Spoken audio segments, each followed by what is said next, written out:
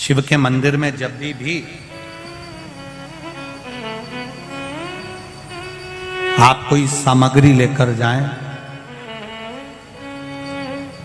या तो सामग्री में बेलपत्री डाल दें, और अगर बेलपत्री नहीं डालें तो उस बेलपत्री के केसे, उस सामग्री के केसे भी 3 हिस्से कर दें।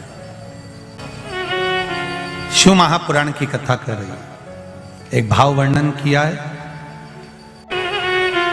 जब केवल एक ही तरह का प्रसाद एक ही पात्र में हम भगवान के शंकर जी के सामने रखे और उसमें हमने बेलपत्री नहीं रखी, या उसको हमने हाथ से 3 हिस्से नहीं करे, या थोड़ा सा भाग हमने अलग नहीं करा, तो उसमें महाराज भगवान शिव के जो गण हैं उनका हिस्सा हो जाता। पहला चंदेश्वर का, दूसरा चंदाशु का, तीसरा चंडाली का, चौथा विश्वसेन का, और 5वां चंड का हिस्सा उस प्रसाद में हो जाता।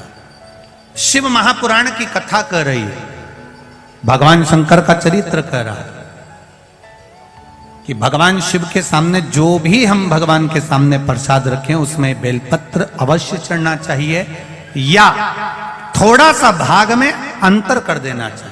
जैसे आप भगवान शंकर के सामने रखें, आपने चिरौंजी रखी, चना रखा, चूरमा रखा, या कोई दही का पंचामृत रखा, उसमें भी आप एक बेलपत्र समर्पित कर सकते हैं।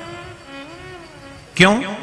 बेलपत्र उसमें डाल देने से या भाग विभाजन कर देने से भगवान शंकर के गणों का जो हिस्सा है वो हिस्सा नहीं रहता, फिर आप उसको ले जाकर अपने भाग के अनुसार उसको प्रयोग में ले सकते हैं, आप उसको पा सकते हैं। अब और अच्छे से समझ लीजिए, प्रसाद, शिव जी का प्रसाद और अन्य प्रसाद में एक अंतर रहता है कि शंकर भगवान के प्रसाद को आप नहीं भी पाते हैं तो केवल अगर दर्शन मात्र कर लेते हैं तो भी ना जाने करोड़ों करोड़ों पाप हमारे जीवन के समाप्त हो जाते हैं, केवल दर्शन मात्र, केवल मात्र दर्शन।